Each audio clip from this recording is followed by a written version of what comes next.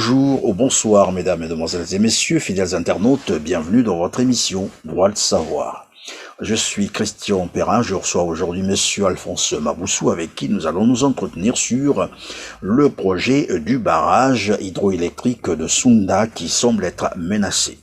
C'est le moins que l'on puisse dire. Situé à Kakamweka dans le Kwilu, Sounda est la localité où plusieurs projets de construction du barrage hydroélectrique ont été annoncés depuis 1950 mais n'ont jamais vu le jour.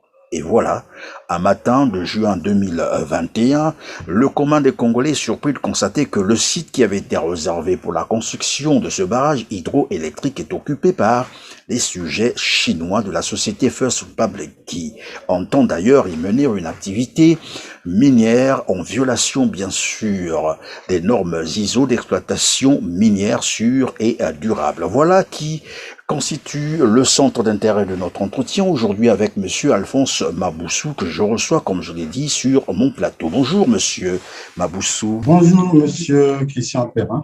En tout cas, très heureux de vous recevoir sur notre plateau et merci d'avoir accepté notre invitation. Alors, monsieur Maboussou, comme vous le savez, le site de Sounda avait été retenu pour la construction du barrage hydroélectrique de Sounda. À la grande surprise de tout le monde, aujourd'hui, ce site est occupé par les sujets chinois de la société First Republic qui entend d'ailleurs, comme je l'ai dit, mener une activité minière, l'exploitation minière. Dans tous les cas, je souhaiterais qu'on revienne d'abord sur l'historique de ce projet, sinon l'historique sur l'exploitation minière au Congo et on reviendra sur le sujet proprement dit.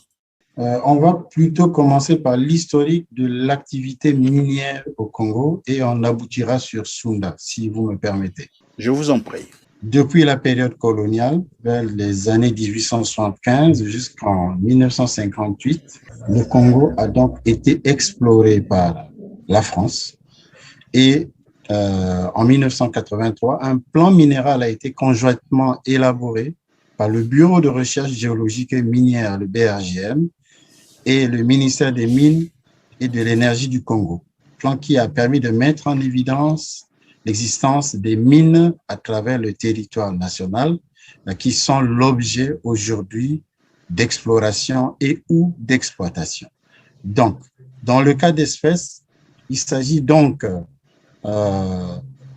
des minerais de cassitérite dans la localité de Luaka. Disons que le 13 janvier 2015, un permis d'exploration d'une durée de 3 ans sur une superficie de 1000 km² avait été attribué par le gouvernement congolais à la société First Republic Resources autour du village de Luaka dans le district de Kakamweka. Donc, suite à ce permis de recherche et par décret pris en Conseil des ministres sur proposition du ministre chargé des Mines en date du 7 avril 2021, 3 permis d'exploitation de la cassitérite ont été attribués à la même société, c'est-à-dire First Republic Resources, dans le district de Kakamweka autour donc du village de Luaka, de Mbukumasi, de Mfilou et de Magné-Sirina.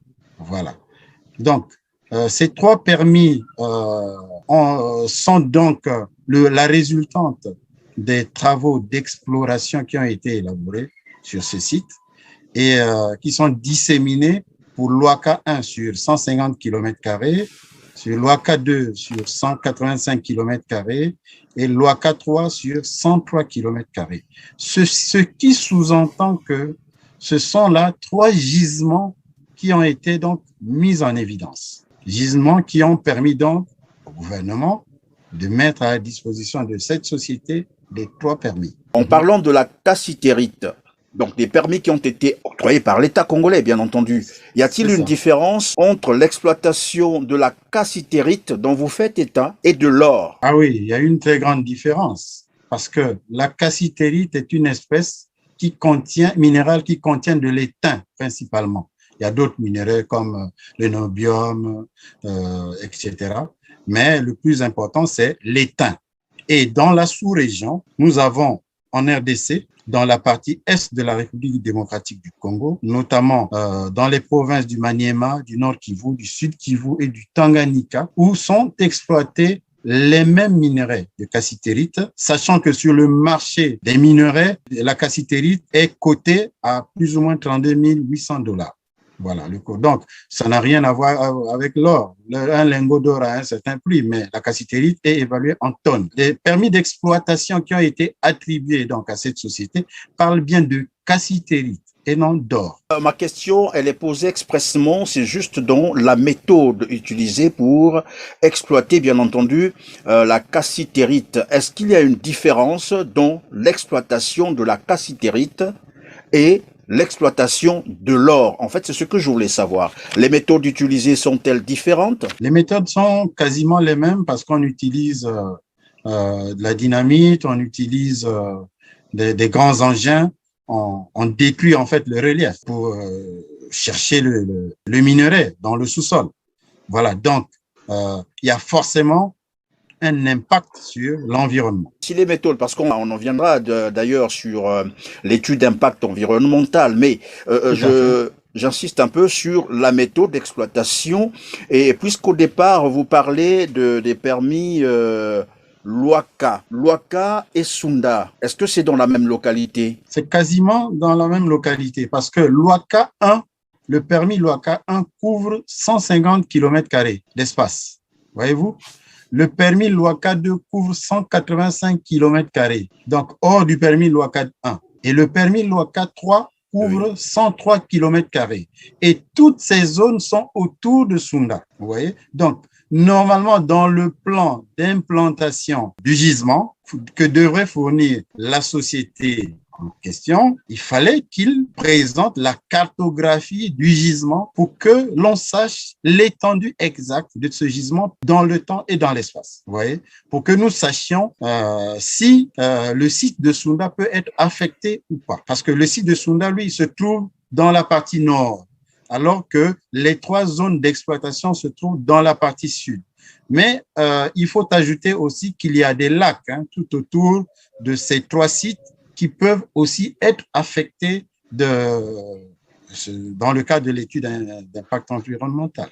Alors aujourd'hui, le problème qui est déploré, c'est le fait que le site où devrait être érigé le barrage hydroélectrique de Sunda se retrouve finalement affecté à la société First Republic, qui exploite, qui veut, ou sinon qui entend exploiter de l'or à ce niveau avec les méthodes, bien entendu, disons-le, non conformes, parce que c'est en violation quand même des normes ISO d'exploitation minière sûre et durable. Selon, bien entendu, les vidéos que nous avons suivies sur les réseaux sociaux, comment les populations se sont plaintes. Et donc, le problème ici, c'est de savoir, puisque vous dites Luaka, c'est non loin de Sunda, parce que peut-être qu'il y a cette confusion aussi, et que la cartographie jusqu'ici, probablement qu'on ignore un peu la superficie. Revenons donc sur les aspects d'impact environnemental, tels que vous venez d'expliquer, puisque pour exploiter la cassitérite, il faut dynamiter, c'est ce que vous avez semblé dire. Est-ce qu'on peut concomitamment exploiter la cassitérite? On va peut-être aussi ouvrir une petite parenthèse pour dire de l'or, parce qu'on ne sait jamais, peut-être que le permis a été modifié. Est-ce qu'on peut donc exploiter concomitamment la cassitérite et construire un barrage hydroélectrique dans la même zone? Vous savez, les gisements n'ont pas de frontières. Si ce gisement traverse le lit du barrage de Sunda, ceux qui ont le permis d'exploitation Luaka 1, Luaka 2 et Luaka 3, si ces permis se trouvent dans la surface où serait prévu le barrage, ils détruiraient le site, naturellement. Maintenant, c'est à l'État de prévoir. Nous avons les coordonnées géographiques, mais sauf que nous ne pouvons pas identifier en tant que tel, avec les moyens techniques qui conviendraient, les différents sites pour voir si ça a un impact par rapport au site de Sunda. Mais qu'à cela ne tienne, il est question ici de comprendre que le site de Sunda est plus important d'ailleurs que l'exploitation des gisements de cassitérite, parce que les sites de Sunda vont permettre à l'État congolais de régler les problèmes d'énergie qui se posent avec acuité depuis toujours. Parlons un peu de l'étude d'impact environnemental. Ces études ont pour objectif donc d'estimer les conséquences de l'action humaine, notamment sur l'environnement et la santé humaine, et d'essayer d'en limiter les inconvénients.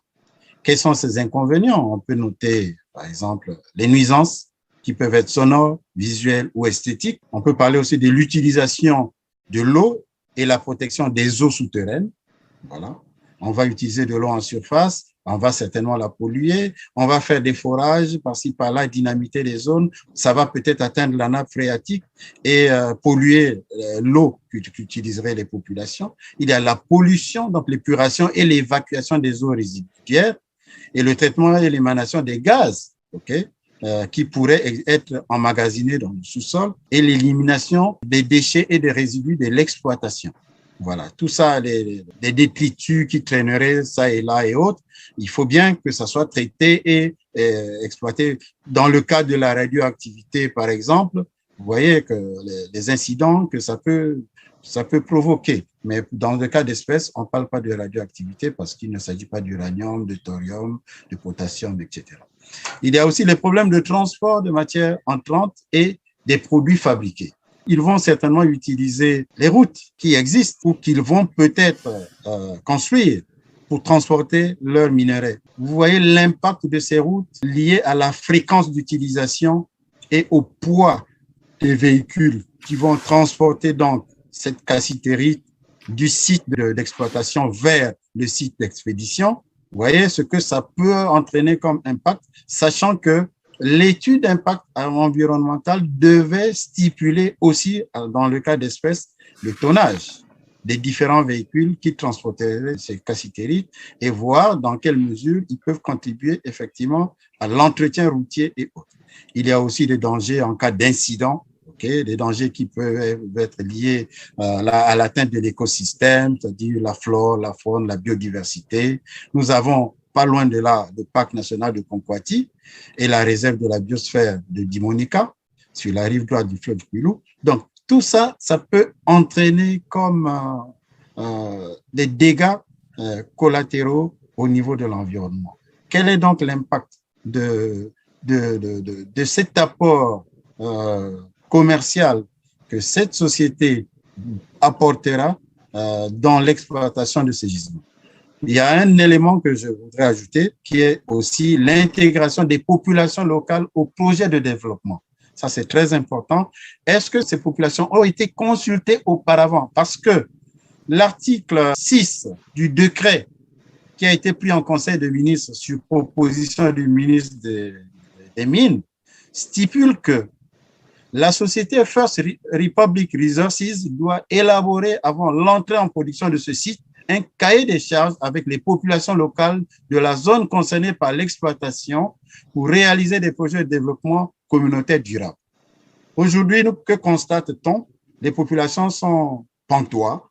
Ils arrivent, des gens arriver, ils voient des gens arriver, une société arriver avec des engins et commencer à détruire même une école qui se trouve dans les environs, alors qu'ils devaient être associés auparavant, voyez-vous. Face à quoi nous nous trouvons aujourd'hui. Mais est-ce que ce genre d'activités sont-elles compatibles avec la vie humaine dans la zone, j'allais dire la cohabitation entre de telles entreprises et les populations environnantes? Les populations ont leur quotidien, ils ont leurs travaux champêtres, ils ont leurs plantations et autres, mais ces espaces vont être occupés parce que la société qui vient exploiter a acheté en quelque sorte ces espaces-là auprès du gouvernement. Donc, il sera interdit à ces populations d'accéder à ces espaces pour leur sécurité et autres. Et puis, c'est des espaces qui appartiendront dorénavant à cette société-là. Donc, pour travailler en synergie avec les populations, il faut qu'ils intègrent donc des projets communautaires leur permettant d'y trouver leur compte. Bon, maintenant, c'est pas donner un peu d'argent au chef du village et aux autres. Non, c'est des projets à long terme durant la vie de l'exploitation donc de ces gisements-là. Donc, déjà, ils leur ont été accordés 5 années d'exploitation renouvelables. 5 années renouvelables. Ça peut être renouvelé 10 fois, 100 fois. C'est dit 5 années renouvelables, point. Voilà, donc on n'a pas précisé exactement combien de temps. Maintenant, quand nous voyons la note de l'ordre de mission qu'a élaboré le directeur général donc, de cette société-là pour mettre en route son personnel de façon à rejoindre le site pour commencer les activités, c'est un intervalle ouvert. Ils y vont ad vitam aeternam. C'est-à-dire que la date de début de mission, c'est le 4 juin, et la date de fin de mission, c'est un intervalle ouvert, ad vitam aeternam. Donc, vous y resterez jusqu'à la destruction totale de l'écosystème. Vous voyez tout le problème que ça pose. Et donc, les populations sont en droit de se poser la question de savoir ce qui leur arrive parce qu'ils n'y sont pas associés. Je voulais m'intéresser un peu sur l'impact, notamment sur le plan de la santé de la population, puisque vous avez dit ces genres d'activités peuvent modifier l'écosystème, peuvent modifier évidemment le relief. Quel est l'impact au niveau de la santé d'abord pour la population dans le cas où une étude n'est pas menée au préalable et que cette activité est dans une zone habitable? Que peut-on craindre sur le plan sanitaire? Le premier point que nous avons signalé, ce sont les nuisances sonores. Ouais, les Chinois travaillent de jour comme de nuit. Donc, la nuit, les gens là sont dans leur quiétude, ils ne veulent pas être dérangés. Donc, ils vont dynamiter les nuisances sonores, visuelles ou esthétiques. Ça va forcément distraire la population. Vous avez la pollution des eaux qui sont aux alentours. Monsieur Mabousso, vous dites distraire, juste distraire, ou bien il peut avoir un impact sur le plan de la santé elle-même? Effectivement, ça peut avoir un impact sur la santé. Vous voyez bien que dans le cadre des équipements de protection individuelle, par exemple, les gens utilisent les casques, ils utilisent les protèges oreilles et autres, mais quelqu'un qui est dans son domicile, qui dort et qui est dérangé toute la nuit, au lieu de dormir, il est dérangé par les nuisances sonores des sociétés qui exploitent la cassitérite aux alentours. Ça peut affecter leur santé, effectivement. Sans compter la pollution de l'eau qu'ils boivent aujourd'hui peut être aussi un facteur dérangeant pour leur santé demain. Maintenant que le site a été cédé à la société First Republic, comme on l'a dit tout à l'heure, pour l'exploitation de l'or, est-ce qu'on peut penser que c'est un sabotage? Parce que tout le monde sait que c'est finalement un site qui avait été retenu pour la construction, comme on l'a dit d'entrée de jeu, d'un barrage hydroélectrique. C'est vrai que autour de Sounda, autour du district de Kakamweka, il y a beaucoup de gisements, il y a beaucoup de minerais. Il y a même la potasse qui est déjà en exploitation. Bon, ça n'a pas affecté pour autant le site de Sounda, mais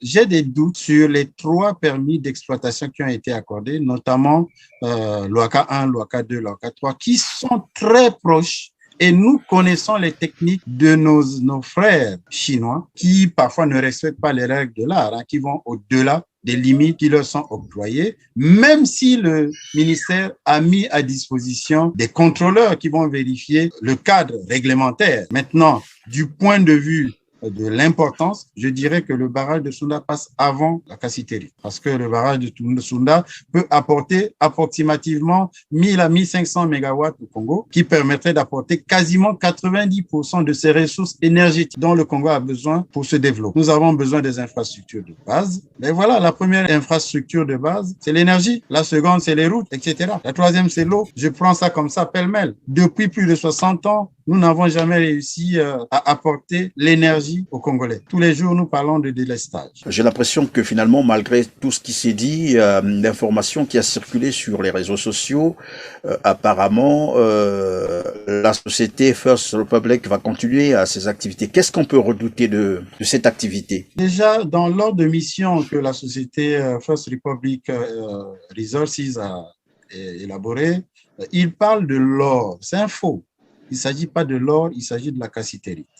Donc, on ne sait pas ce qu'ils cachent au travers de ce message qu'ils ont stipulé. Ils parlent de l'exploitation de l'or. Le gouvernement a mis à disposition 3 permis d'exploitation de cassitérite. Ça sous-entend quoi? Ça sous-entend que ces gens-là vont travailler de jour comme nuitamment et vont transporter ces minéraux dont la population n'aura pas écho. Vous voyez, et peut-être avec la complicité de certains gouvernants pour encore dilapider, si je puisse me permettre de le dire, les ressources naturelles du Congo. Or, si les choses peuvent se faire dans la transparence, ça permettrait au commun des mortels d'être au courant de tout ce qui se fait et d'éviter des supputations comme ce qui se passe aujourd'hui.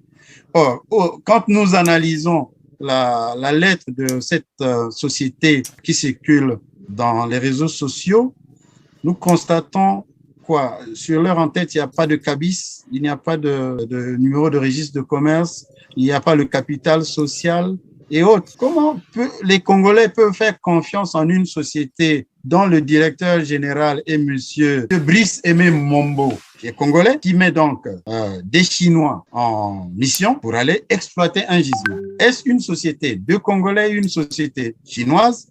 Voici un peu les interrogations qui sont les nôtres. Merci, monsieur Alphonse Maboussou, d'avoir donc répondu à nos questions sur cette affaire liée au site de Sunda, où devrait normalement être érigé un barrage hydroélectrique, mais qui, curieusement, aujourd'hui, semble avoir été cédé à une entreprise First Republic qui finalement, on va exploiter de l'or selon les informations que nous avons reçues, mais que nous continuerons bien sûr à vérifier parce que finalement, on ne comprend pas, vous nous avez parlé évidemment, des permis qui avaient été accordés pour l'exploitation de la cassitérite, c'est bien cela, mais qu'aujourd'hui on parle de l'or et finalement c'est deux activités tout à fait différentes. Probablement que vous avez une préoccupation, un mot de la fin, en quelques secondes. Je suis un peu outré des manœuvres dolosives dont sont les gens du gouvernement congolais. Et le FMI ne me contredira pas à ce sujet. Donc, on fait sciemment du mal, on vole, on fraude, on dissimule, on ne respecte pas les accords, on apprend ça et là qu'il y a des procès et autres. Mais il faut éclairer la lanterne du citoyen pour lever toute ambiguïté. Où amène-t-on le Congo? Voilà les questions que l'on se pose. Voilà. Quel est l'héritage qu'on lègue aux Congolais? Tous ces problèmes que nous avons à travers le monde? Ou bien un Congo apaisé où il ferait bon vivre? Voilà un peu les problèmes qui se posent, que je me pose en guise de conclusion. Mais je voudrais aussi que le gouvernement nous dise que le barrage de Sundan ne fait pas partie intégrante des 3 permis d'exploitation qui ont été accordés et que ce barrage ne souffrira d'aucun heurt par rapport à l'activité d'exploitation des gisements de cassitérite et demain, certainement que ce barrage verrait le jour. Merci, c'est donc la fin de cette émission qui a porté sur l'affaire Sunda où j'ai reçu monsieur Alphonse Maboussou qui, vous l'avez entendu, qui nous a donné quelques éléments évidemment sur les différents permis qui ont été accordés autour bien entendu du site Sunda. Mais la question qu'on doit se poser, c'est de savoir pourquoi on parle de l'or aujourd'hui alors que les permis concernent la cassitérite. Probablement que le gouvernement nous donnera beaucoup plus d'informations là-dessus. Mais en attendant, moi, je vais vous prendre donc congé. On se retrouve très prochainement, probablement dans la même ambiance et dans le même cadre. Mais d'ici là, portez-vous bien. Merci.